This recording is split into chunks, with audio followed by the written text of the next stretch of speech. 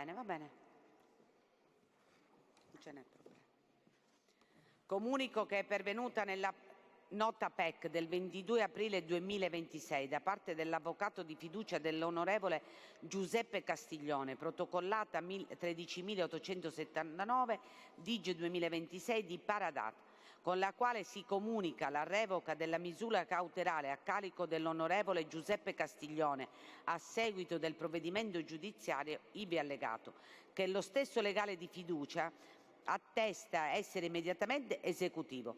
Pertanto, a decorrere dalla data del suddetto provvedimento giudiziario di revoca della misura coercitiva del Tribunale di Catania, così come previsto dal decreto del Presidente del Consiglio dei Ministri del 16 aprile 2025, cessa la sospensione di diritto dell'onorevole Castiglione dalla carica di deputato regionale. Con pari decorrenza cessa contestualmente l'affidamento temporaneo alle funzioni di deputato regionale supplente dell'onorevole Alessandro Porto. L'Assemblea ne prende atto. Ma non deve giurare.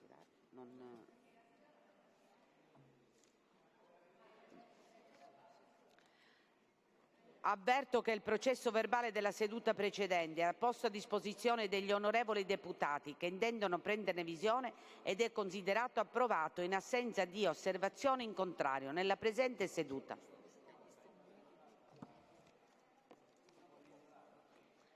L'onorevole Chinnici sarà in missione nel giorno 18 e 19 maggio 2026. L'onorevole Schillaci sarà in missione nei giorni 18 e 19 maggio 2026. L'Assemblea ne prende atto. L'onorevole Saverino in congedo per oggi. L'onorevole Saverino in congedo per oggi. Avverto che le comunicazioni di rito, di cui all'articolo 83 del regolamento interno dell'Assemblea, saranno riportate nell'allegato A del resoconto dell'odierna seduta.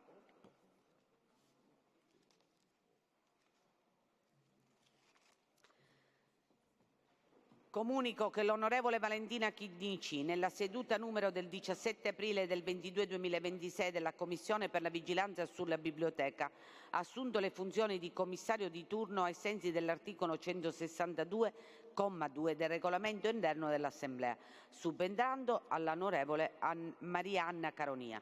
Ricordo che sulla base della specifica normativa interna alla Commissione di vigilanza per la biblioteca sono attribuite altresì le funzioni di comitato parlamentare per l'archivio storico dell'Assemblea. L'Assemblea ne prende atto.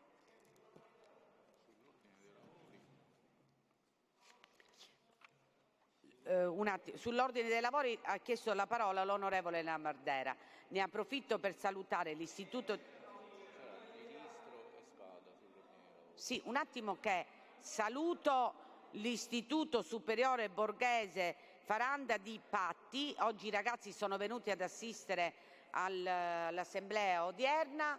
Speriamo che rimangano colpiti dalla politica e iniziano anche loro a partecipare alla vita politica di questa nostra regione. Ha chiesto di parlare onorevole Lavardera. Va bene. Grazie ai colleghi per la concessione della parola prima, soltanto per chiedere a quest'Aula, ricordare la presenza dei familiari in questo momento in quest'Aula della cosiddetta strage di Monreale. Un anno fa ci siamo svegliati con questa notizia che ha tragicamente coinvolto la nostra comunità, la nostra terra, la Sicilia tutta.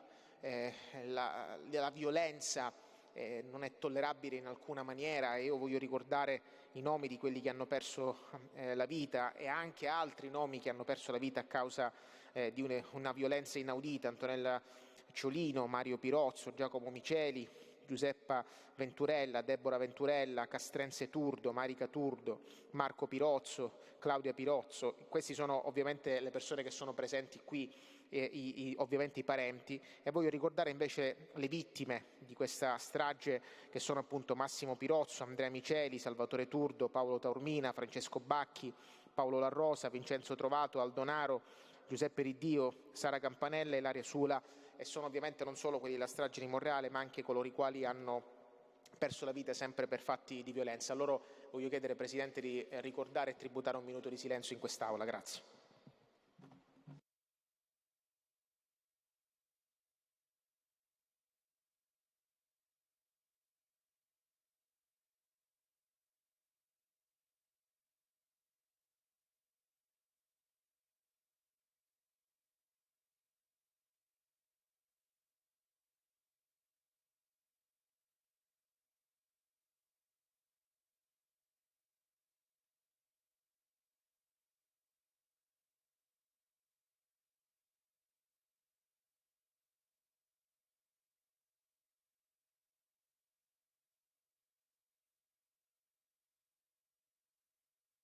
Volevo porgere un saluto alle famiglie perché ricordare significa non dimenticare. Per quello che hanno subito questi ragazzi, indubbiamente nessuno può sostituire il dolore che porteranno per tutta la vita le famiglie. Grazie. Ha chiesto la parola l'onorevole Gilistro.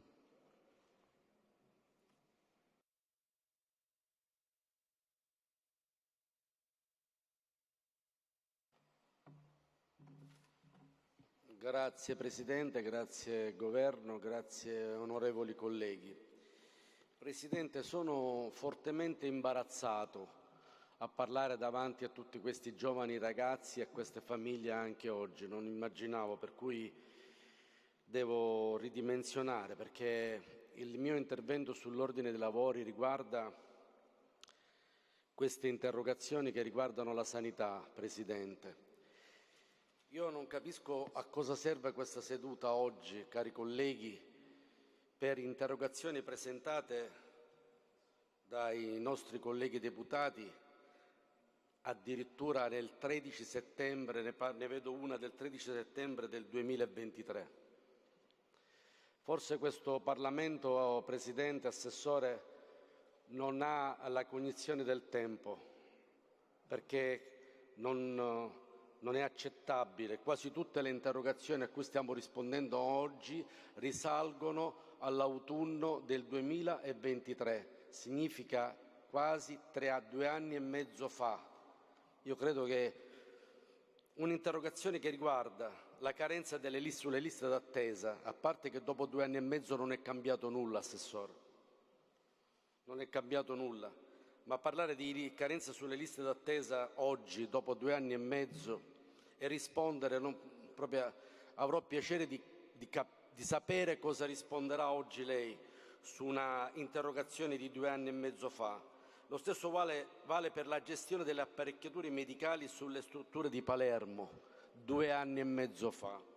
Il ripristino di una TAC in un ospedale di Petralia Sottana 2 anni e mezzo fa. Sarebbe imbarazzante sentire che oggi l'assessore risponda che questa TAC è ancora non stata ripristinata, oppure che è stata ripristinata e quindi questa interrogazione non ha nessun valore. Assessore, dobbiamo dire al suo Presidente che non è corretto e non è, secondo me, accettabile da nessun punto di vista che le interrogazioni in questo Parlamento vengono, come si dice, si dia risposta dopo anni. Questo Parlamento le interrogazioni hanno un senso nel momento in cui si può dare valore a queste interrogazioni, nel momento in cui a queste interrogazioni si può dare una risposta celere e immediata.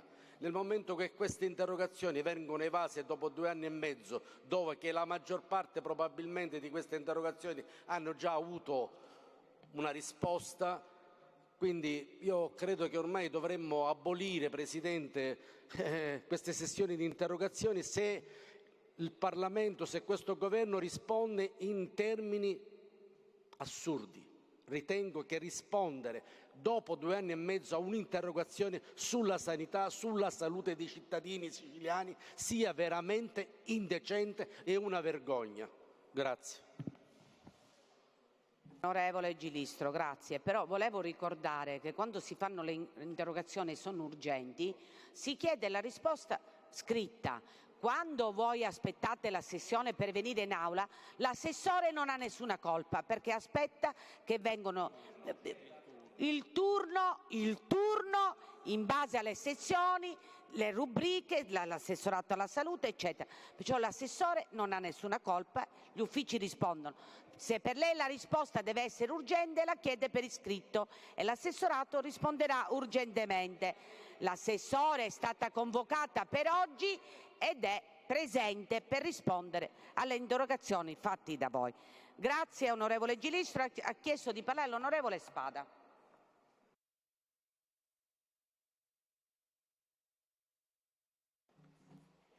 Grazie Presidente. Il collega Gilistro mi ha anticipato perché anche io volevo in qualche modo sollevare la questione del tempismo con cui si risponde alle interrogazioni di 3 anni fa, soprattutto perché abbiamo noi oggi un regolamento che deve essere rispettato, e quindi mi rivolgo alla Presidenza per in qualche modo far fronte a questa problematica, che non è la prima volta che si ripete all'interno di quest'Aula. Noi abbiamo delle interrogazioni a cui si dovrebbe rispondere entro 90 giorni, adesso non ricordo bene la tempistica, e che però hanno una risposta da parte di quest'Aula dopo 3 anni. E dico questo, Presidente, perché le interrogazioni di cui stiamo parlando sono interrogazioni che comunque interessavano in un modo o in un altro l'andamento e lo sviluppo della sanità all'interno della nostra regione, perché si parlava di obesità infantile, si parla, e a breve ascolteremo magari le risposte, si parla di come i comuni debbano gestire i disabili psichici e i costi legati ai ricoveri per i disabili psichici, oggi totalmente a carico degli enti locali, quando invece dovrebbe essere in compartecipazione con le ASP territoriali. Purtroppo questo non avviene, nonostante diverse sentenze che abbiano dato ragione ai comuni e che abbiano in qualche modo intimato all'ASP di compartecipare alla spesa di questi ricoveri. E aggiungo di più. Evidentemente non può essere responsabilità dell'assessore attuale il fatto di avere presentato delle interrogazioni nel 2023 e non avere ricevuto una risposta. Chi l'ha preceduta doveva rispondere. Ma oggi però quest'Aula, Presidente, deve in qualche modo regolamentare la possibilità di rispondere ad interrogazioni attuali, perché nel frattempo, mentre noi aspettiamo le risposte di 3 anni fa, le interrogazioni che sono stati presentati 6 mesi fa o 5 mesi fa o il mese scorso li tratteremo nella prossima legislatura. E siccome ritengo che dovremmo in qualche modo dare seguito alla nostra attività ispettiva, perché altrimenti non capisco il senso di venire qui, di fare chi 250 km, chi 300 km, chi addirittura ha deciso di stare a casa perché giustamente non ha ritenuto utile venire ad ascoltare in aula le interrogazioni di 3 anni fa. Ma siccome noi siamo ligi al dovere e siamo pagati per venire qui ed ascoltare delle risposte che magari sono già state superate, chiedo alla Presidenza e agli uffici di capire in che modo possiamo superare questa situazione, che a mio avviso non è più tollerabile e accettabile. Grazie. Grazie onorevole Spada. L'onorevole Caronia.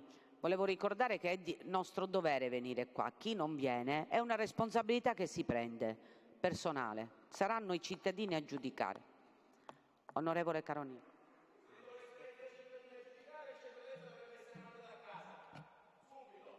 Grazie Presidente. Io ovviamente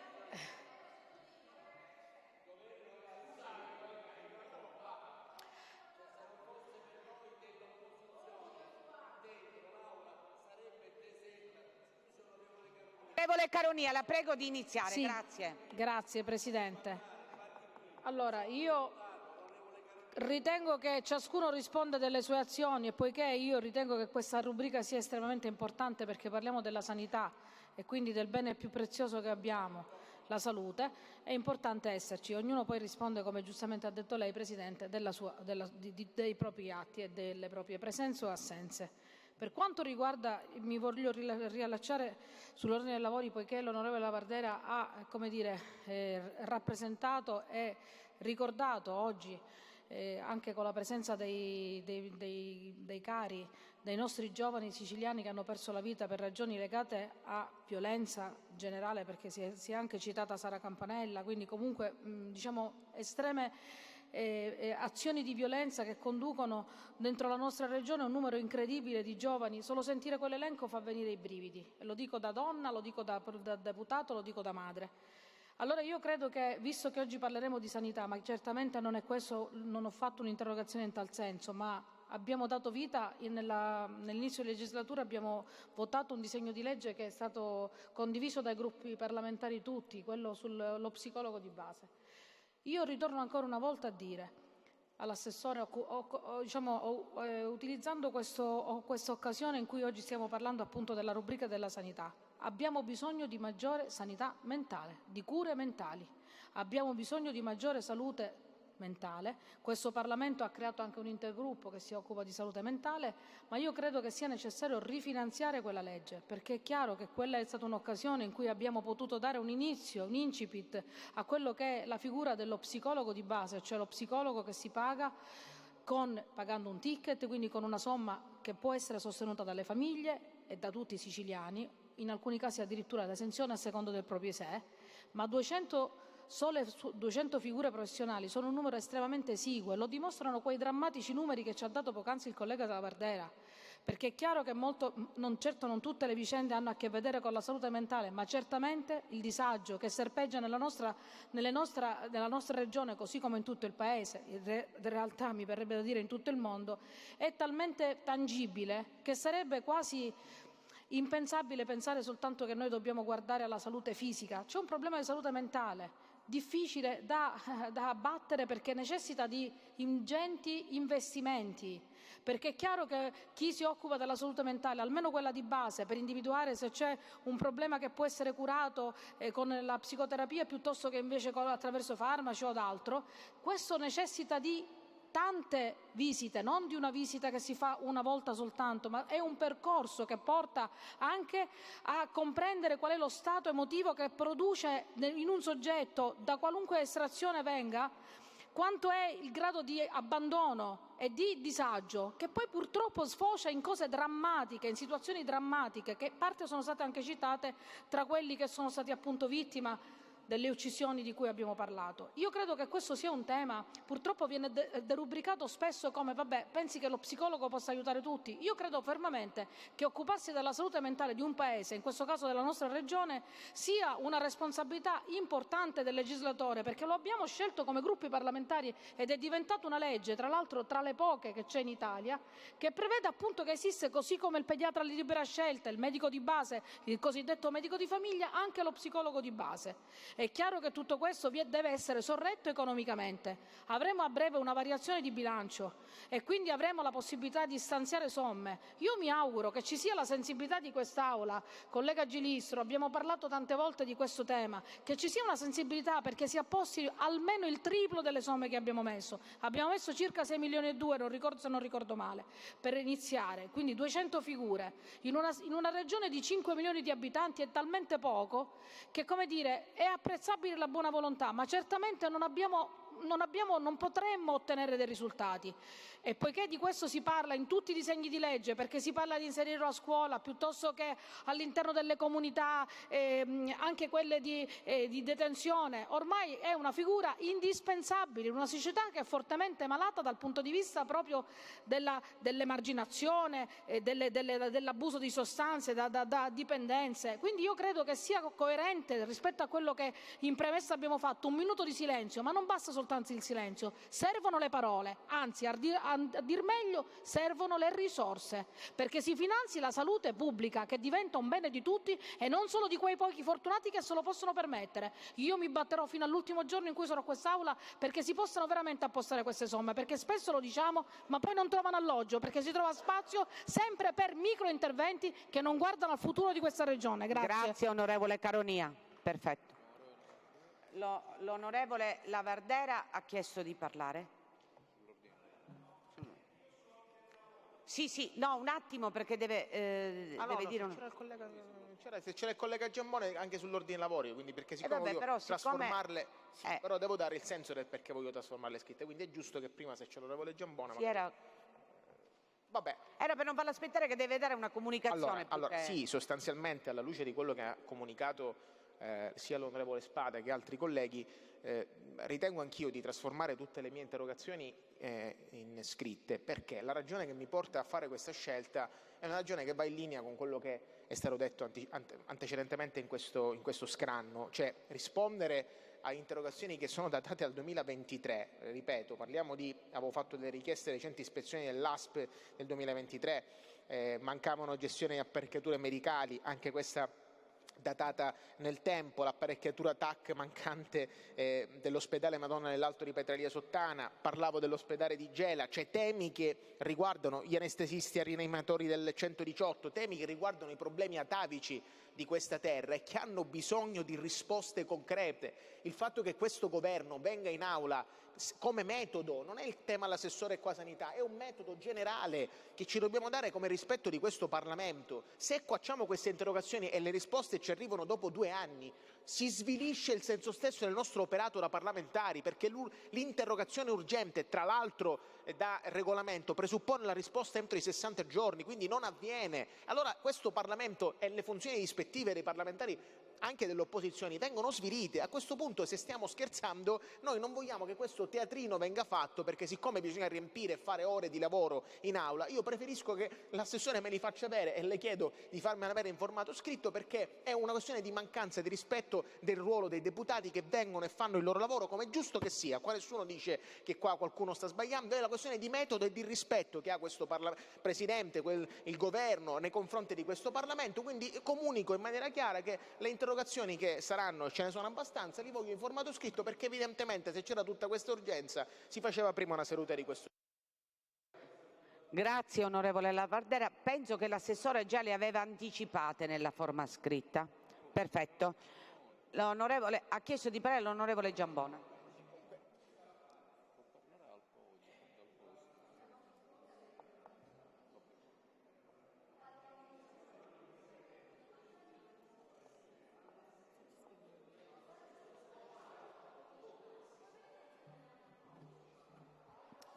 Grazie Presidente, onorevoli colleghi, Governo.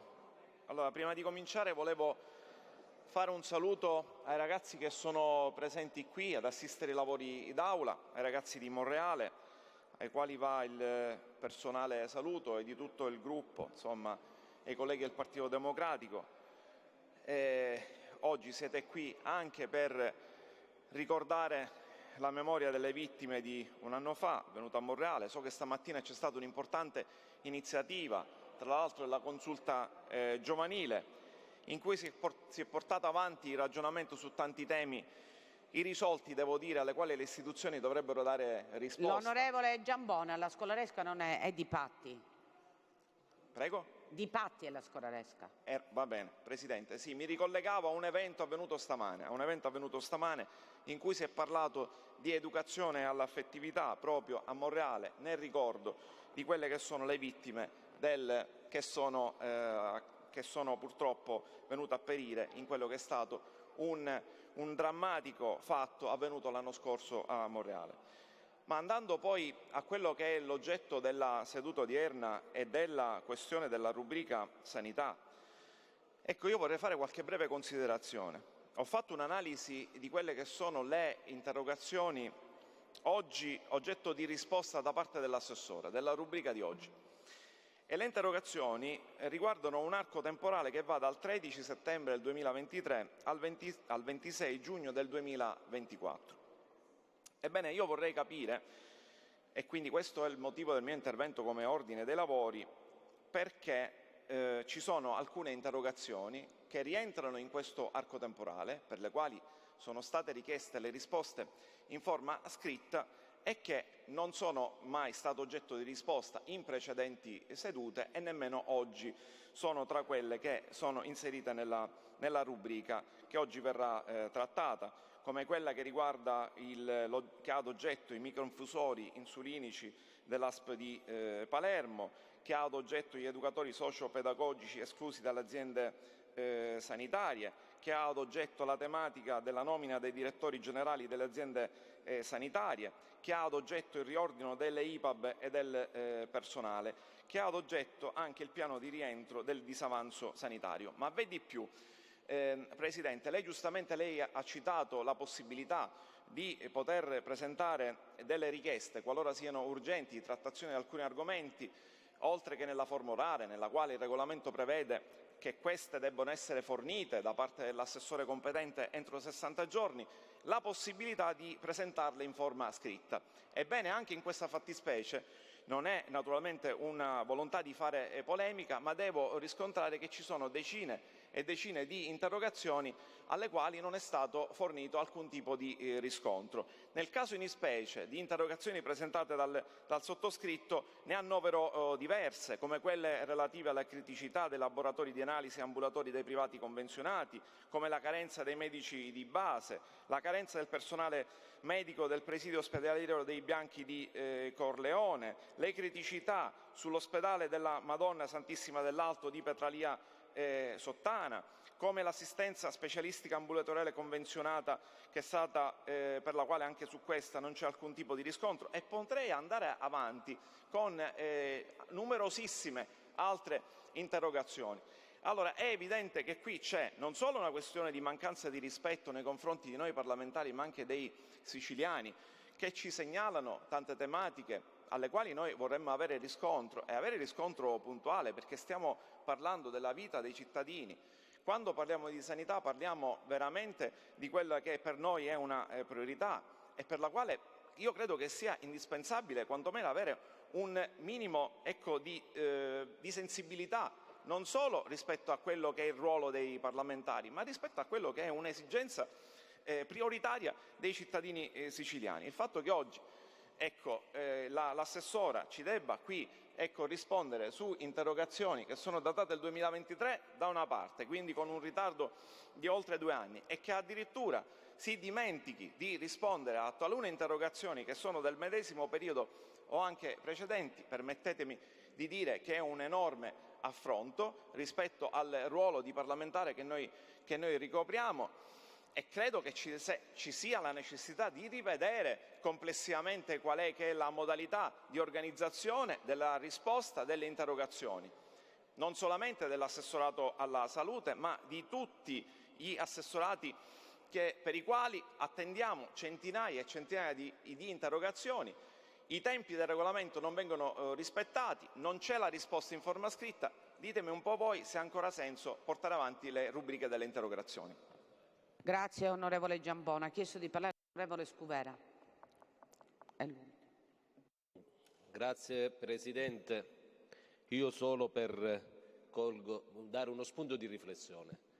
Innanzitutto voglio ringraziare la famiglia e ringrazio anche l'onorevole che ha voluto farci dedicare a noi un minuto di silenzio alle vittime di Monreale. Sono momenti in cui noi abbiamo la responsabilità di ricordare e che la politica faccia certe volte un passo avanti per evitare e prevenire situazioni di criminalità diffusa che in questo momento stiamo vivendo in tutta la regione siciliana. Sono momenti tragici, una Sicilia che ormai è armata fino ai denti. Il punto è se saranno utilizzate tutte queste armi e come verranno utilizzate, e quindi questo è un momento per alzare il livello di guardia, e questi sono anche questo silenzio, un minuto di silenzio che abbiamo voluto dedicare alle vittime e alle famiglie, non è solo un semplice minuto di silenzio, ma è un momento per dire no a queste violenze e per portare avanti il loro ricordo. Poi saluto i ragazzi. Per quanto riguarda la sanità, è un aspetto complicato, è un aspetto grande. Le interrogazioni io penso che vanno tutti verso la stessa direzione: manca un personale in un ospedale di un piccolo paese, manca l'ospedale su un altro piccolo paese, e nonostante negli anni il governo nazionale e il governo regionale ha stanziato sempre più fondi, ma realmente sembrerebbe che l'efficienza sanitaria abbia difficoltà a migliorarsi nella sua qualità nei confronti dei servizi del paziente e nei servizi degli ammalati. Ma soprattutto non è tanto il riferimento alle infrastrutture o alla tecnologia all'interno, perché con i fondi del PNRR fortunatamente molti ospedali e case di comunità si stanno rinnovando e si stanno aprendo, ma è tanto la vera criticità di questa sanità è la carenza del personale. In un momento in cui le città più grosse della Sicilia, mi riferisco a Catania, Palermo e Messina, drenano la maggior parte delle nostre risorse sanitarie, mi riferisco ai medici, tutti gli ospedali di periferia soffriamo tutti maledettamente per la carenza di personale organico che non riusciamo a poter dare servizio. E allora il mio spunto di riflessione qual è? anziché prevedere la mobilità dei nostri ammalati verso Catania, verso Palermo, per non parlare all'esterno della Sicilia, ma restando all'interno della nostra regione siciliana, bisogna incominciare ad aumentare e pensare la mobilità dei medici verso quegli ospedali minori. Bisogna aumentare le convenzioni e le collaborazioni, perché non può esistere che all'interno di un reparto ci sono medici che fanno turni infiniti senza pause perché devono tenere in piedi una struttura. E altra cosa, do quest'altro spunto, noi avevamo approvato un disegno di legge in quest'Aula che davamo un incentivo ai medici nuovi assunti di 18.000 euro lordi l'anno che decidevano di poter prendere servizio negli ospedali di periferia che non erano capoluogo di provincia. Poteva essere una soluzione per incrementare, per attrarre, per incentivare, per rendere più attrattivo quell'ospedale di periferia ai medici che l'avrebbero deciso, con 18.000 euro lordi l'anno. L'abbiamo fatto nel 2025, ma io oggi chiedo, se questa misura non è stata attuata, perché non si attivi immediatamente, perché potrebbe essere uno strumento che un medico, anziché scegliere la destinazione più ovvia, Catania o Palermo, potrebbe decidere di rientrare nella propria città, quindi nel proprio ospedale di origine, e poi aumentare le convenzioni con le collaborazioni dei medici. I medici, in termini di solidarietà e sussidiarietà, potrebbero dare manforte agli ospedali minori. So bene, perché ci ho parlato, l'assessore è stata a Gela, ha fatto una riunione tecnica proprio per intervenire sugli aspetti delle criticità di questo ospedale. Presumo che abbia fatto una relazione, qualcosa del genere, spero di averne contezza. Grazie.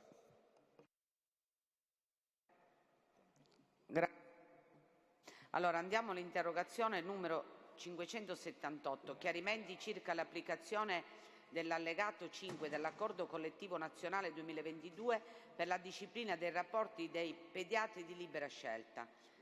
Leanza è in aula? Viene trasformata? Allora viene...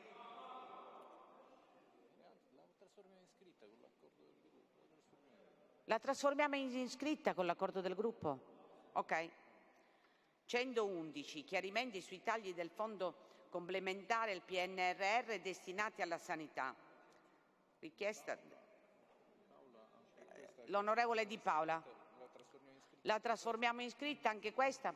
Perfetto. Grazie onorevoli. 116. Intendimenti del Governo in merito al contrasto dell'obesità infantile, dell'onorevole Venezia. Prego, Assessore. La trasformiamo in iscritta. Grazie, Assessore. Grazie, onorevole. 119. Iniziative del Governo in merito alla problematica della compartecipazione delle ASP per la corresponsione delle rette di ricovero dei malati psichici, sostegno dei comuni siciliani. L'onorevole Venezia. La trasformiamo in... no, perfetto. Assessore, prego.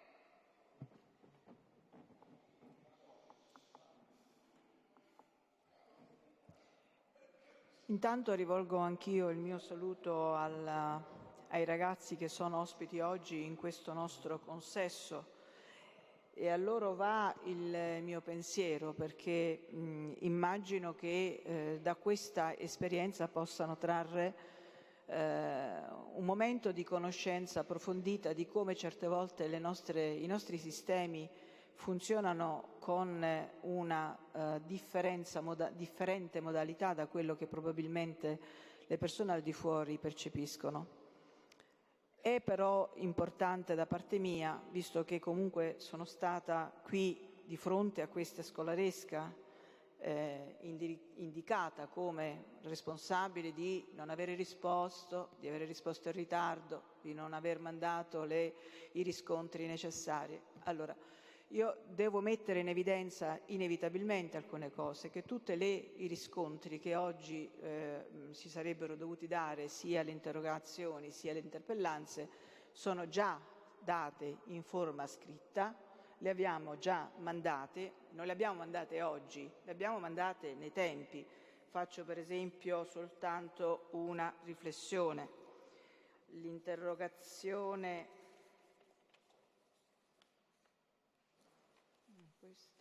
un attimo.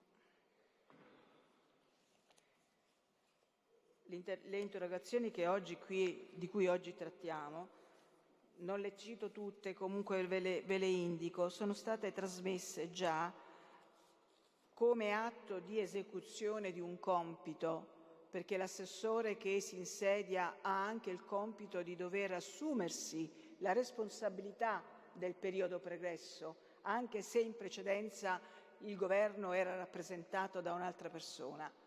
E quindi nel momento in cui ci siamo insediati è stato necessario dover procedere a riscontrare tutta una serie di interrogazioni e interpellanze alle quali non si era dato nessun riscontro.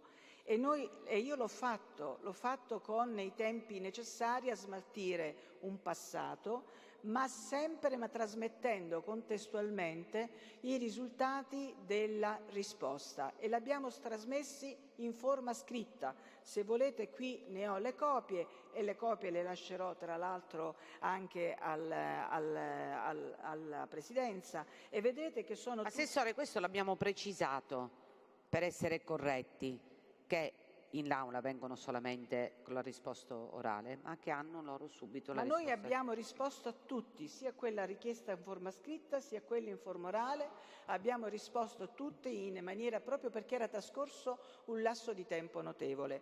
Oggi naturalmente la situazione è un po' diversa. Rispettiamo i tempi delle interrogazioni e interpellanze, trasmettendo sempre in Presidenza i riscontri scritti anche quando questi non vengono chiesti in forma scritta, e siamo pronti comunque, visto che comunque c'è una interazione e un'interlocuzione continua anche presso la Sesta Commissione, laddove ci fossero delle necessità, come ci sono state, perché di queste situazioni abbiamo parlato anche in Sesta Commissione, siamo pronti a darne anche in quel contesto un immediato riscontro. Questo era quello che volevo rappresentare prioritariamente. Per quanto riguarda invece la interpellanza, se non ricordo male, 119. Allora, intanto nel merito rappresento che questo è un problema che attanaglia la nostra organizzazione regionale da molto tempo, ed è un problema che probabilmente dovremo anche trovare una soluzione anche in termini normativi. Ci sono tutta una serie di regole che devono essere rispettate, e la compartecipazione da parte delle ASP al trattamento dei malati psichici, quando questi sono ricoverati in strutture destinate appunto alla loro particolare fragilità, questa compartecipazione di fatto le ASP le assicurano attraverso i rapporti di convenzionamento con le stesse strutture. Il problema è che molto spesso questi soggetti trovano accoglienza in strutture che non hanno un rapporto di convenzionamento con le ASP, e questo fa naturalmente muovere tutta una serie di condizioni che vengono poi affrontate purtroppo direttamente dai comuni che sono interessati alla tutela del cittadino, ma nella stessa identica misura in cui c'è l'ASP, e devono far fronte al costo economico, ma in strutture che non sono state talvolta neanche né convenzionate e neanche talvolta accreditate all'interno dei regimi del sistema sanitario regionale. Questo porta a una sorta di flessione nella giusta compartecipazione, alle quali però le ASP sono pronte, perché se ci fossero i rapporti convenzionali le ASP potrebbero assicurare a quelle organizzazioni quell'assistenza infermieristica, l'assistenza domiciliare diretta all'interno delle stesse strutture a questi soggetti. Quindi bisogna anche distinguere le situazioni, anche perché proprio su questo principio Non è vero che tutte le sentenze si sono rivolte o risolte positivamente nei confronti di comuni. Ne abbiamo dovute affrontare a decine e ci sono stati dei giudici che effettivamente hanno dato ragione ai comuni e ci sono stati ma ancora nessuno è arrivato ad una soluzione finale di vedere corrisposto il trattamento a carico del servizio sanitario regionale e ci sono invece delle sentenze che hanno dato ragione al comportamento delle ASP. D'altronde noi adottiamo delle metodologie che sono di impiego di risorse di finanze pubbliche e le finanze pubbliche vanno impiegate e se ne deve rispondere secondo le regole.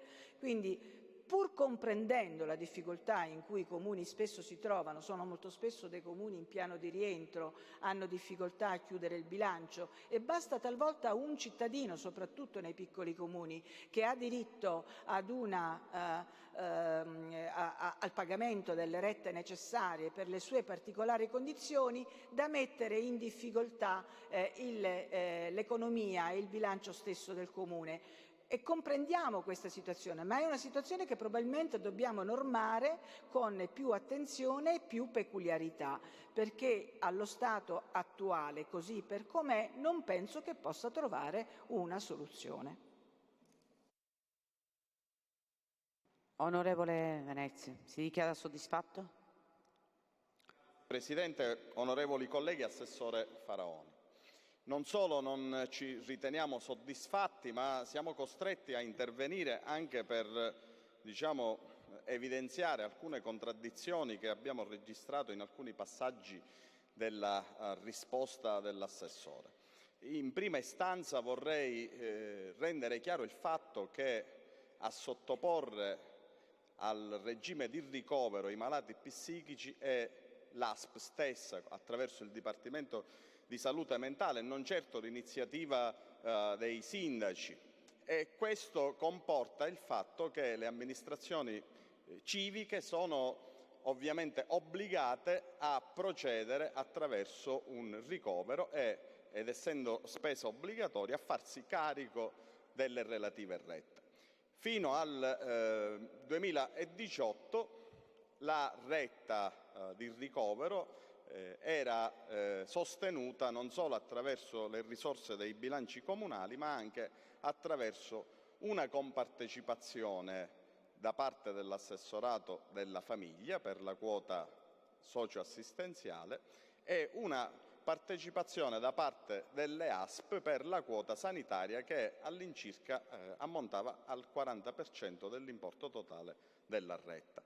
Nel 2019 l'assessore Razza emana una direttiva alle ASP dicendo che da quel momento in poi le ASP non sono tenute a pagare la quota sanitaria. Tutto questo sta creando non pochi problemi di natura finanziaria agli enti locali.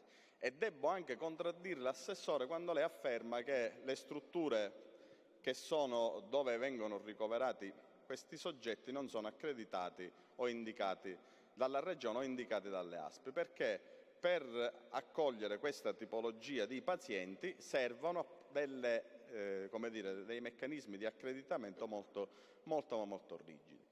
Come lei ricorderà, abbiamo chiesto come gruppo parlamentare del Partito Democratico la convocazione congiunta della sesta commissione e della seconda commissione per affrontare la questione e nel corso del dibattito che abbiamo messo in evidenza questa questione e si è registrata non solo la legittimità del percorso che in taluni casi è stata anche confermata dai pronunciamenti dei tribunali, ma anche sotto il profilo normativo le norme, sia quelle nazionali che regionali, prevedono esplicitamente che vi sia una compartecipazione da parte della Regione per la quota sanitaria.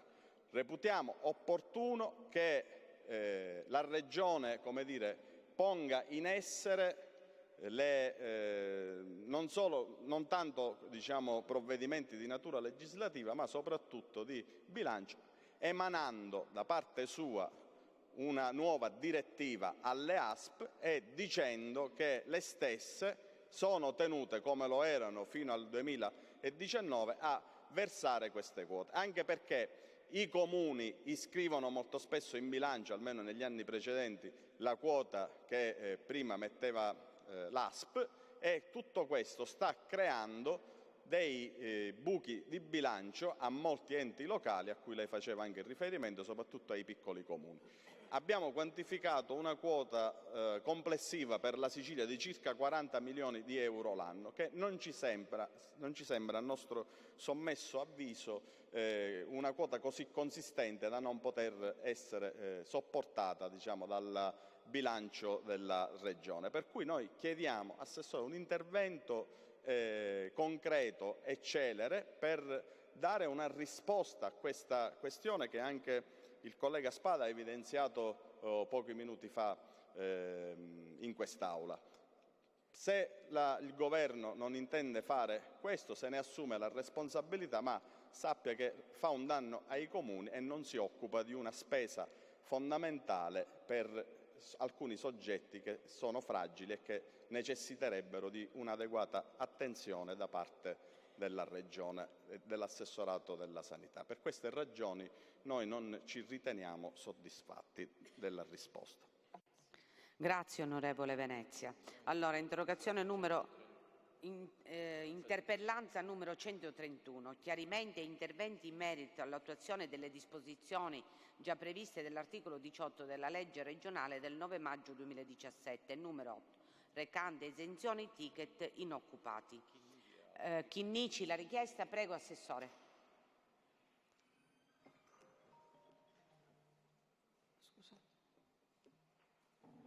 Allora, gli atti ispettivi che sono stati fatti nel merito di questa che sono stati sollevati in merito all'applicazione di questa norma, ovvero l'esenzione ticket inoccupati, è uno degli elementi che ha tenuto anche impegnato in un dibattito anche normativo nazionale, perché gli inoccupati dovrebbero essere trattati alla stessa stregua dei disoccupati, in quanto comunque siamo di fronte a soggetti che non hanno un reddito prodotto da lavoro e quindi dovrebbero essere entrambi rientrare nella categoria di coloro che hanno l'agevolazione dell'esenzione ticket. Questo purtroppo la norma non l'ha prevista. Sulla questione dei non occupati, che hanno la differenza rispetto ai disoccupati perché sono non in ricerca di una occupazione, ha posto l'attenzione anche i nostri organi di controllo, e ancora in questo momento noi non abbiamo alcuna autorizzazione in tal senso.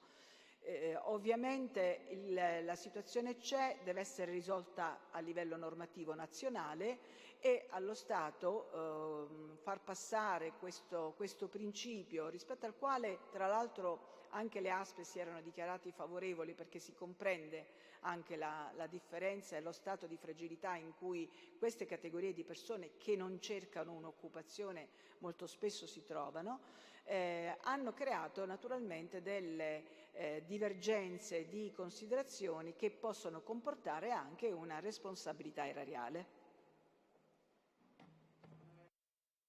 Onorevole Chinnici, si ritiene soddisfatta?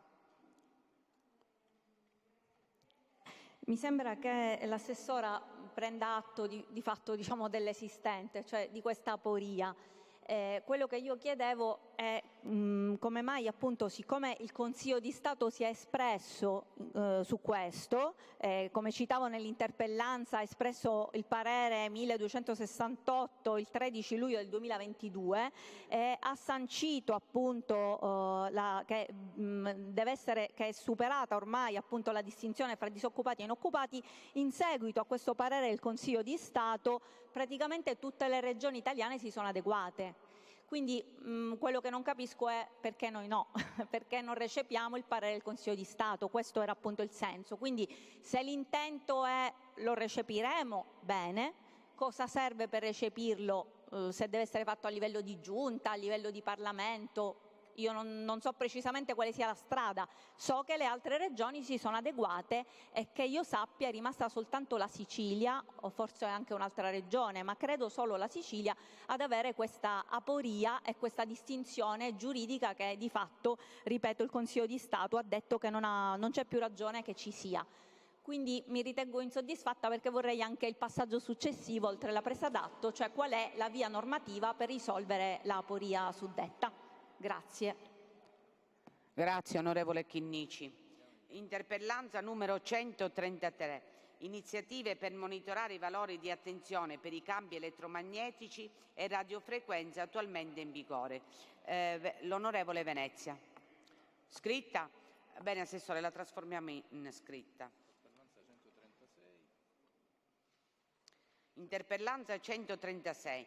Intendimenti in merito all'attivazione della clausola di salvaguardia al fine di calmierare il prezzo del farmaco Minirin DDBP 120 mg, compresse sublinguali per il trattamento del diabete insipido. L'onorevole Catanzaro. Prego, Assessore. Prego, onorevole.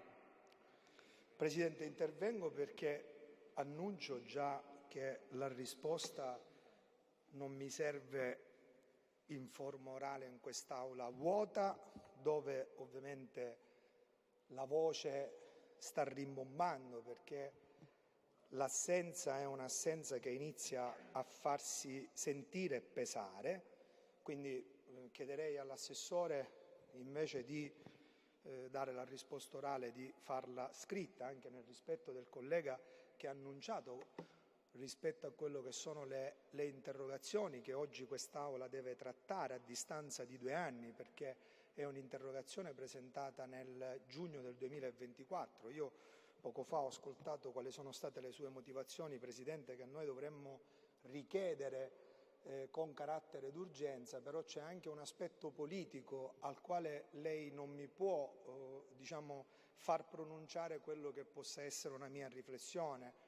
È assurdo che un governo regionale possa rispondere a delle interrogazioni da parte di deputati di opposizione che cercano di avere riscontro nei territori su argomenti che sono importanti, soprattutto parlando di un tema, quello del diritto alla salute, a distanza quasi di 2 anni. E io lo dico con poca possibilità di demagogia o di critica, ma lo dico perché il malfunzionamento che questo governo ormai ci ha abituato a fare, e soprattutto in queste ore, Presidente, io non posso sottrarmi a quello che è la lettura degli articoli di giornale. Noi è davvero imbarazzante. In conferenza dei capigruppo, è vero, abbiamo dato tutti insieme un cronoprogramma, però è davvero imbarazzante a distanza di mesi assistere a quello che emerge dai giornali, a leggere quello che emerge dai giornali sul governo regionale, a quello che non sappiamo in mancanza di assessori mancanti, perché ce ne sono 2 che devono essere nominati ormai non sappiamo da quanti mesi, e nel frattempo continuiamo a leggere quello che avviene, che per carità, Presidente, io le ripeto e ripeto sempre nei miei interventi che non dipende da noi poter dare dei giudizi che vanno verso qualcosa di politico, perché noi possiamo esprimerci sulle valutazioni politiche, perché poi su altro ci sono altri organi che si devono esprimere, però è davvero imbarazzante. Siamo arrivati a fine aprile del 2026, è davvero imbarazzante che questo governo regionale ci metta alla gogna mediatica, non soltanto regionale ma soprattutto fuori dallo stretto. Dobbiamo assistere a quello che sono le notizie che vanno fuori dalla Sicilia su quello che accade e su quello che è la non presa di posizione da parte di un Presidente della Regione che ormai è da solo al timone di una barca che va verso la deriva e non comprendiamo per quale motivo ancora questo governo regionale si incaponisce a galleggiare quando avrebbe la possibilità di tornare alle siciliane e ai siciliani il diritto del voto e andarsene a casa, perché è davvero stancante. Presidente, noi davvero non sappiamo più come dirlo e quest'Aula ne è testimone. Io ovviamente mi scuso con i ragazzi che vengono ad assistere delle sedute pensando del lavoro che si svolge all'interno di un'Aula, la più antica in Europa, e noi ci rendiamo conto che siamo noi, pochi deputati dell'opposizione, ad assistere inermi a quello che questo governo non sta facendo, a quello che sono i titoli del giornale, a quello che avviene giorno dopo giorno alle letture. È davvero imbarazzante. Io spero che il Presidente della Regione possa davvero raccogliere con sentimento quello che è un appello nostro, delle opposizioni, ed andare a casa per portarci nuovamente alle urne e dare ai siciliani la possibilità di avere un governo alternativo a questo. Grazie onorevole Catanzaro, però volevo ricordare ai ragazzi che il Presidente della Regione, Renato Schifani, continua tranquillamente e continua a lavorare e lavora per la Sicilia e per i siciliani, anche perché quando è assente va a Roma per portare quelle che sono le problematiche della Sicilia, e anche se sta cercando di riorganizzare la giunta regionale, continua a lavorare tranquillamente, anche se come lo chiamate voi, Re Schifani è da solo. Prego l'onorevole Giambona. No, la seduta adesso ex articolo ha chiesto di parlare per ex articolo 83 l'onorevole Campo. No, Schillaci. Prima la Marano, forse. No, c'ero io prima. No, prima l'onorevole Marano. Mi scusi, onorevole Schillaci. Gilistro, Marano, Schillaci e Gilistro. Sì. No, c'erano prima loro. Ma c'è la Sicuro. Grazie Presidente, Governo, colleghi. Assessore, in provincia di Catania stanno arrivando ai cittadini di tutta la provincia degli avvisi di pagamento da parte dell'ASP di Catania, che ha dato mandato all'Agenzia di riscossione per richieste di rimborso per prestazioni sanitarie per cui in teoria non avrebbero avuto l'esenzione ai tempi di quando fecero queste prestazioni. E stanno arrivando questi avvisi di pagamento relative a prestazioni del 2012-2015, cioè parliamo di 10-15 anni fa. E sono delle comunicazioni chiaramente, che non sono molto chiare, non sono molto trasparenti, in quanto chiaramente arriva l'avviso di pagamento dove c'è un importo da pagare ingente, ma che chiaramente non specifica, nell'ottica di una comunicazione trasparente ed efficace, non specifica al cittadino a quali prestazioni si fa riferimento. Ma non solo, sicuramente è probabile che ci siano cittadini che magari per errore con le autocertificazioni all'epoca non avevano diritto all'esenzione, ma ci sono anche cittadini che mi hanno messo in evidenza, perché mi hanno scritto decine e decine di persone, ma ci sono anche cittadini che mi hanno detto: io il mio reddito quello era e quello è stato, e ho sempre avuto un reddito basso, quindi perché mi arriva questo avviso di pagamento? E paradossale inoltre che arrivino in questo momento di definizione agevolata che abbiamo entro il 30 aprile, perché il tema qual è? Il tema qual è dell'inghippo? Fondamentalmente questi avvisi sono stati notificati per mezzo dell'agenzia di riscossione. L'ASP però in precedenza non ha mai mandato nulla, quindi non c'era mai stato un avviso che l'agenzia per conto dell'ASP aveva mandato con la raccomandata per avvisare i cittadini di questi pagamenti. E quindi i cittadini hanno ricevuto queste prestazioni del 2012 con interessi notificati per la prima volta nel 2026. Quindi il tema qual è? C'è anche il tema della prescrizione di legge. Come si fa a richiedere dal nulla un'obbligazione dopo 14 anni se prima non mi era stata nemmeno notificata? Quindi, perché stanno arrivando queste comunicazioni per posta ordinaria e non per raccomandata, quindi è comunicazioni che i cittadini denunciano di cui non avevano mai avuto comunicazioni. Il tema è, io sto depositando in queste ore un'interrogazione per chiedere la sospensione e la verifica chiaramente delle casistiche, perché si sta generando probabilmente un po' di caos tra quelli che effettivamente avevano diritto all'esenzione e quelli che non ne avevano. E soprattutto la questione che mi preme sottolineare è: cioè nel 2026 la transizione digitale è cominciata non ora, perché il codice dell'amministrazione digitale ha origini di 20 anni fa. C'è un cittadino usufruisce del servizio pubblico sanitario regionale cercando di avere una prestazione gratuita dal servizio sanitario. Dopo 10 anni, 15 anni arriva una cartella di 700 euro, cioè si potevano rivolgere al miglior ospedale di lusso che c'è in Italia piuttosto che rivolgersi al servizio sanitario regionale e pagare oggi 700 euro, cioè è un paradosso.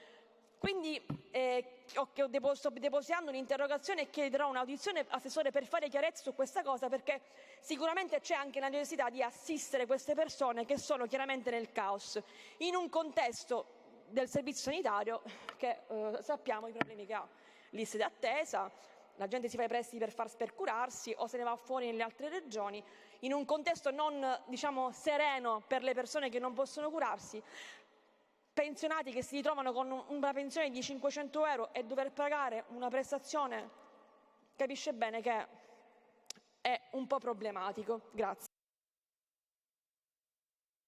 Grazie onorevole. Ho chiesto di parlare l'onorevole Gilistro. Onorevole Schillaci dopo, perché già c'era l'onorevole Marano, l'onorevole Gilistro, l'onorevole Schillaci e poi l'onorevole Giamboni. Grazie Presidente, grazie colleghi, grazie Assessore. Leggerò una lettera che mi è stata inviata, Assessore, riguarda anche lei, perché quello che sto per leggere riguarda anche la salute, la sanità e la salute dei nostri cittadini. Ora capirà perché. Colleghi, un accompagnatore di cicloturisti mi scrive questa lettera accuratissima e si firma. Gli ho chiesto se potevo leggerla e fare il suo nome e ci mette anche la faccia. Si chiama Davide Di Mauro. Lui si definisce ambasciatore in bicicletta, innamorato della sua Sicilia ma mortificato dal suo degrado e stanco di dover chiedere scusa ai turisti. Ragazzi, sono contento che ci siete anche voi oggi ad ascoltare, perché questo riguarda tutti i cittadini per un senso civico importante e soprattutto dovremmo impararlo anche nelle scuole.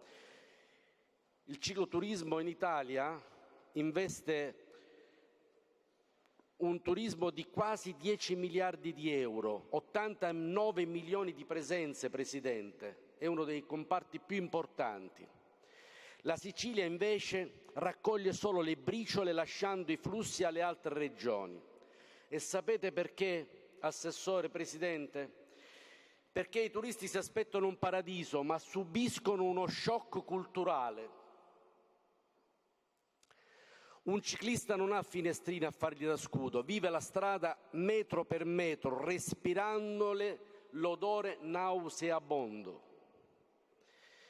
Questa è una lettera dedicata alla Regione e a cascata ai sindaci, ai liberi consorzi e anche a quella sparuta minoranza, sparutissima minoranza di cittadini che sono responsabili di questo degrado, il degrado della spazzatura e dei rifiuti urbani che a montagne rivestono decine, centinaia di chilometri delle nostre strade. Presidente, mi scrive così: centinaia di chilometri devastati, verso Cavagrande, parliamo del sud-est, si pedala su tappeti di plastica, da Noto a Palazzolo a Pachino, Fontane Bianche, tonnellate di rifiuti, Ragusa Ibla e Modica, spazzatura ovunque, da Pozzallo a Portopalo, i fenicotteri convivono col degrado. La stupenda Marzamemi circondata da discariche. Qual è la cosa più avvilente, Presidente, Assessore? Che tutti questi rifiuti sono pieni di plastica e finiscono nelle acque reflue, perché poi il sole non vengono raccolti e la spazzatura anche dal punto di vista igienico.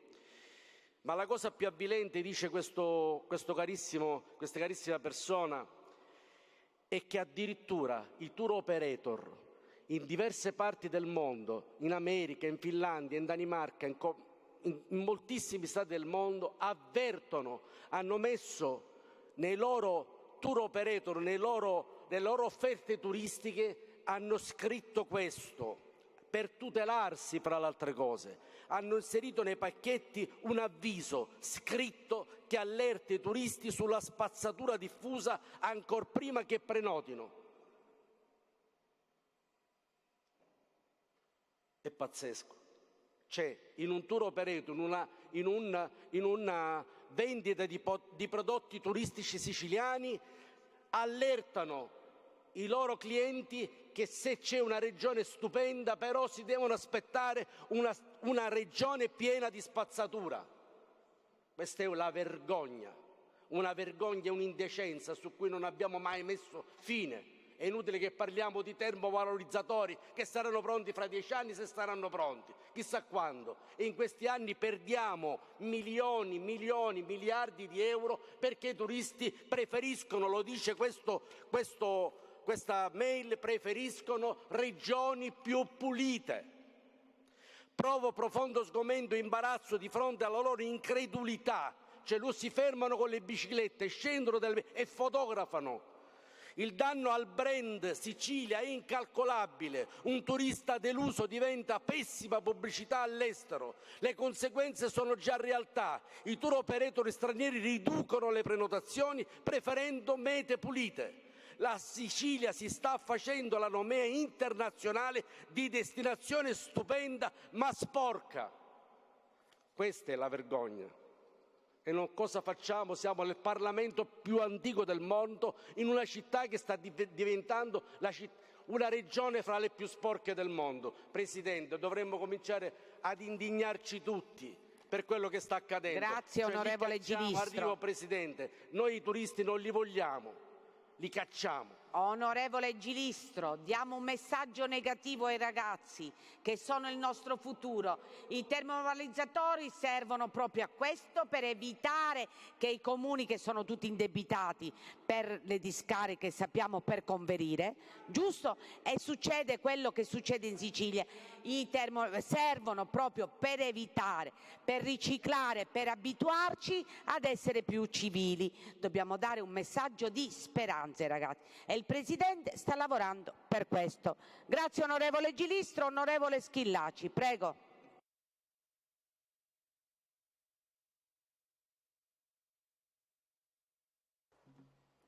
Grazie Presidente, colleghi, Assessore Unica in aula e soprattutto benvenuti i ragazzi. Assessore, innanzitutto vorrei dare la solidarietà e mandare un abbraccio alle famiglie dei ragazzi che tragicamente hanno perso la vita a Monreale, ma voglio anche evidenziare come la Sicilia stia attraversando uno dei periodi più bui che questa regione ricordi. Una Sicilia invasa dai Kalashnikov, da armi pesanti in tutta la Sicilia. E diciamolo pure ai ragazzi. E cosa stanno facendo forze dell'ordine, ma anche il governo regionale, che invece fa passare in maniera così, come se fosse tutto normale quello che sta accadendo anche a Sferracavallo. Ogni giorno sentiamo di un attentato nei confronti delle attività commerciali, ed è il motivo per il quale la Commissione antimafia regionale sarà presente a Sferracavallo in uno dei consigli di circoscrizione, che sarà molto caldo. Ma quello che voglio sottolineare, cari ragazzi che siete presenti in aula, la politica non è tutta uguale, lo dovete sapere. Questo è un governo che già è al capolinea. Noi non abbiamo più bisogno dei dinosauri.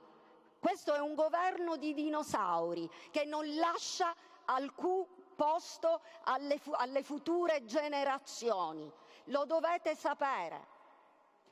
Il Movimento 5 Stelle è dalla parte delle future generazioni. Ma scusi, onorevole, lei si deve rivolgere alla Presidenza. Non sta facendo un sto comizio. rivolgendo alla Presidenza. Si rivolga alla Presidenza, il Movimento 5 Stelle, non dica la... Presidente, lei ha fatto una difesa d'ufficio del governo regionale che non merita di essere fatta, assolutamente, perché questo governo regionale non ha fatto altro in questi mesi, in questi anni, di pensare solo a nomine, incarichi, consulenze, a dare assessorati agli amici senza alcuna competenza.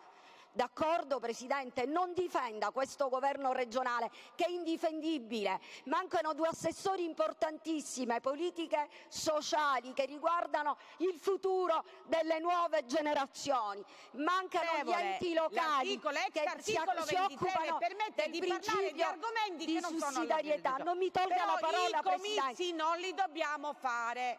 Grazie, onorevole. Grazie, onorevole Schillaci. La sua sensibilità.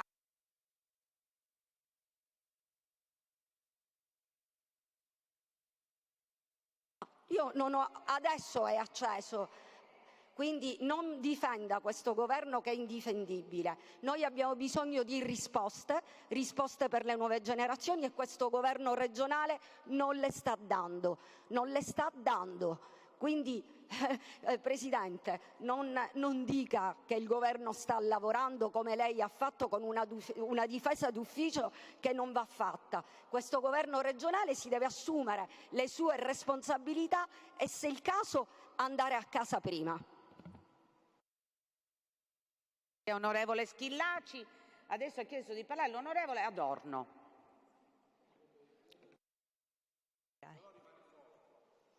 Grazie Presidente. Presidente, qui chi si deve vergognare è il governo di destra e il Presidente Schifani.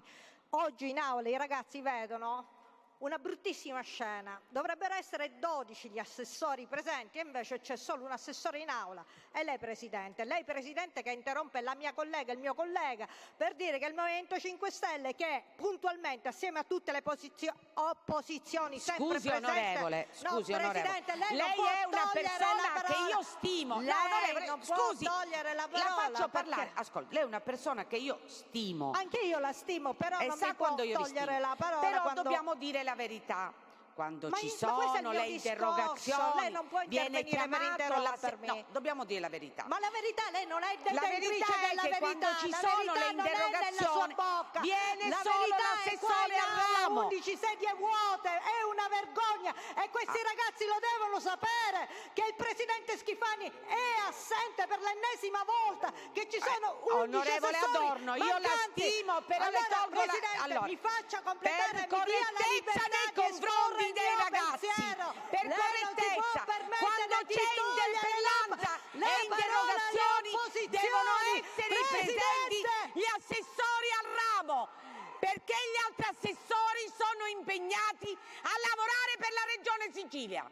Perciò noi dobbiamo dare un messaggio di verità. La verità è questa, che l'assessore al ramo, oggi l'assessore Faraoni, è presente per rispondere alle interpellanze, alle interrogazioni dei deputati. Gli altri assessori non avevano la presenza perché sono impegnati a lavorare.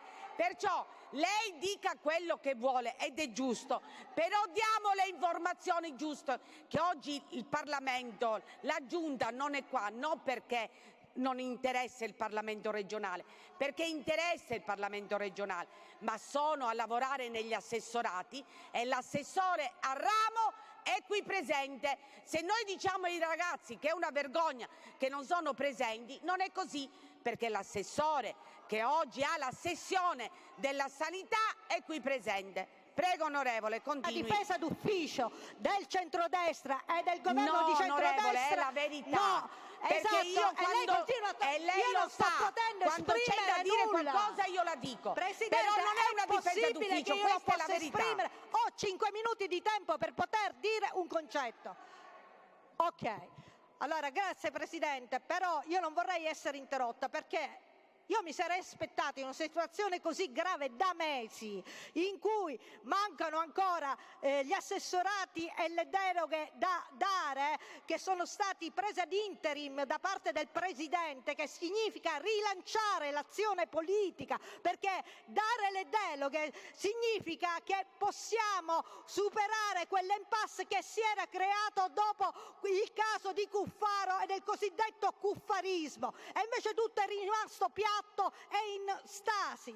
E dopodiché che cosa abbiamo aspettato? Abbiamo aspettato che avvenissero tutta una serie di azioni giudiziarie che si sono anche verificate, e dopo queste azioni giudiziarie cosa è successo? Ancora nulla. Allora dobbiamo dire chiaramente anche a questi ragazzi in aula che c'è un presidente che è completamente immobile, il presidente Schifani, che non prende nessuna decisione perché ha solo paura di rompere il giocattolo, perché la Sicilia merita risposta. Invece queste risposte non vengono perché se noi andiamo a toccare la casellina della Amata, che è stata appena rinviata a giudizio, tocchiamo altre caselle importanti di Fratelli d'Italia, perché se togliamo un'indagata del governo dobbiamo togliere un altro indagato di un altro partito del governo, la Lega, e cioè il vicepresidente della regione siciliana San Martino. Questa è la verità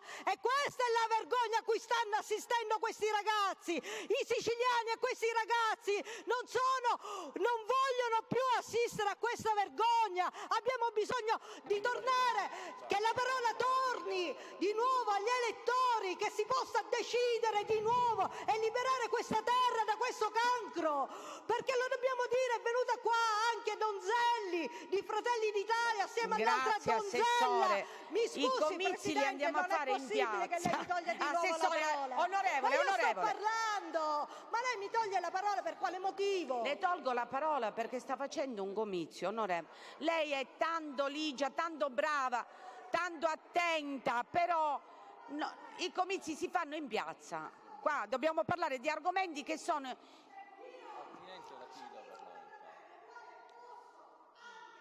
una critica politica rispetto all'immobilismo. Non è di così, questo... onorevole. Non ma è che così, cosa non è dice? così. Presidente, lei mi sta togliendo la libertà per la terza volta di parlare. Non è più possibile. Io voglio criticare pubblicamente nell'aula deputata, ove devono avvenire le critiche, perché sono una delegata del popolo e voglio dire che il Presidente Onorevole, io Schifani... le invito a fare una bella conferenza Però, stampa, Presidente, non è una bella, perché io non tolgo la parola. Ma che cos'è? Allora, siamo Perché in non posso democrazia, io non parlare? tolgo la parola a nessuno. No, lei me l'ha tolta fa una solo bella un'altra conferenza volta, la mia collega stampa un'altra volta, e il mio critica collega il un'altra governo volta. le cose che vuole dire. Ma io Va bene? Grazie. ma magari non le...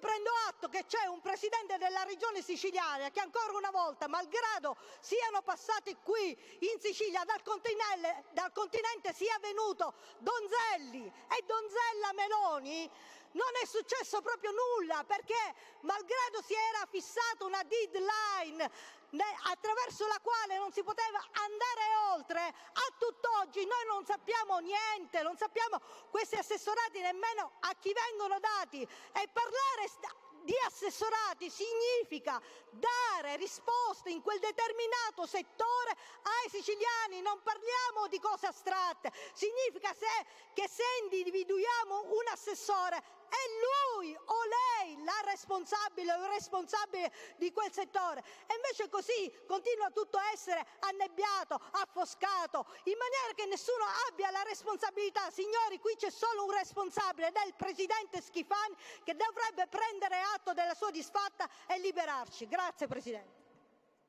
Grazie onorevole Adorno. Ad un anno dalla strage di Monreale, Schifani riceve i familiari della vittima, perciò non è un presidente insensibile, è un presidente della regione, è un papà ed è un nonno. Onorevole Giambona, prego.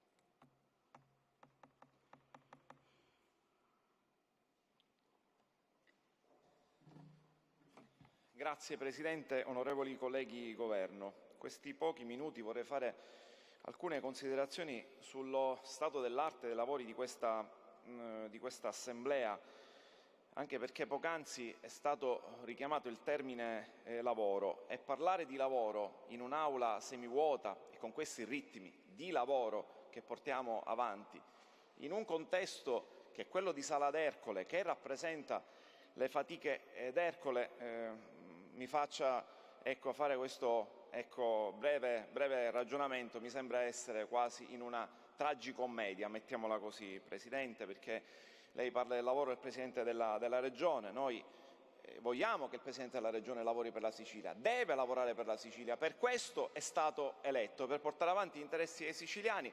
Noi vorremmo che non si facesse imbrigliare dai partiti politici che lo sostengono, perché mi sembra incontrovertibile oggi dichiarare come il Presidente Schifani oramai da 4 mesi non abbia ancora ricomposto il plenum della Giunta di Governo, tra l'altro non nominando 2 assessori strategici per la nostra Sicilia, l'assessorato agli enti locali, l'assessorato al lavoro. Una terra come la Sicilia, che brama di opportunità e di lavoro, ancora oggi si permette di non avere l'assessore al lavoro, qualcosa di assolutamente grave e irriguardoso. Ma detto questo, io approfitto della presenza dell'assessora Faraoni, l'assessora alla salute, anche perché io potrei presentare, ho già presentato un'interrogazione su questo argomento, ma non mi posso permettere, anche nell'interesse dei siciliani che rappresento, di attendere 2 anni per avere una risposta.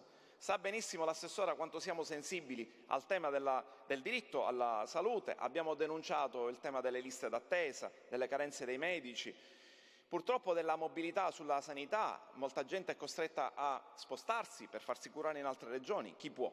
Altri invece, non avendo disponibilità economiche, rinunciano alle cure. Si stima che siano 1 milione addirittura i siciliani che oggi devono rinunciare alle cure. Dico questo perché in questi giorni sta accadendo l'ennesimo sfregio ai siciliani al diritto alla salute, e su questo io vorrei un riscontro anche adesso da parte dell'assessora Faraoni. In sostanza cosa succede? C'è un taglio lineare sulla spesa farmaceutica siciliana di 25 milioni di euro in funzione di un decreto assessoriale, il numero 373 del 2026, il quale fondamentalmente impone ai medici di medicina generale di tagliare le prescrizioni a loro assistiti.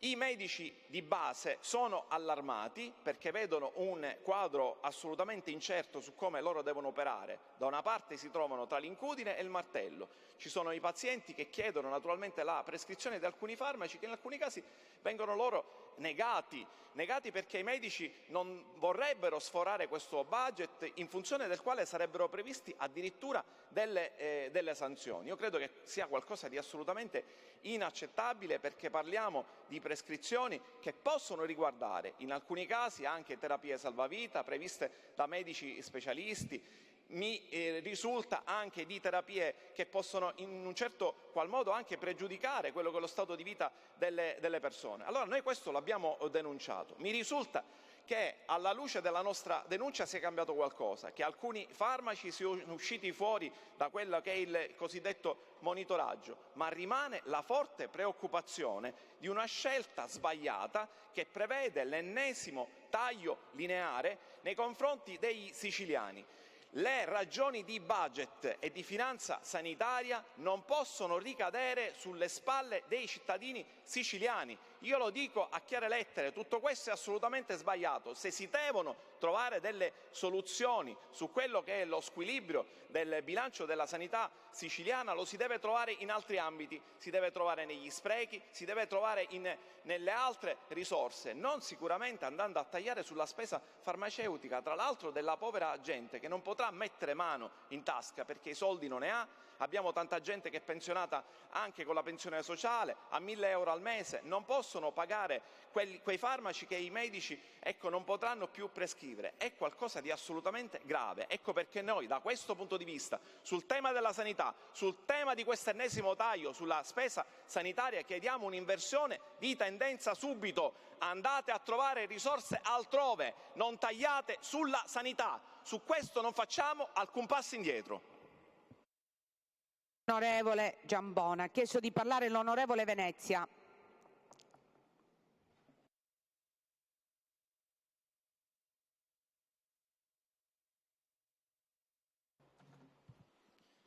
Grazie Presidente, onorevoli colleghi, rappresentanti del Governo. Nei prossimi giorni si terrà la ricorrenza del 1° maggio, la festa dei lavoratori, e l'imminenza di questa festività ci impone anche una riflessione in quest'Aula sul tema del lavoro, che dovrebbe essere in cima ad ogni priorità della politica. In Sicilia si convive ormai da decenni con un sistema di lavoro povero e precario.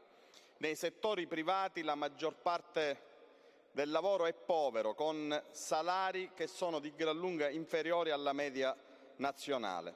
Il 76,2% dei lavoratori siciliani ha redditi inferiori ai 25.000 euro lordi annui, contro il 60% della media nazionale e il 74,6% della media del Mezzogiorno. Ancora più nel dettaglio, la metà delle lavoratrici e dei lavoratori siciliani non raggiunge i 15.000 euro l'anno di stipendio lordo. In Sicilia si continua anche a morire di lavoro, lo dicono le cronache e lo dicono purtroppo anche i dati. E di sicurezza del lavoro si parla purtroppo solo quando accadono gli incidenti.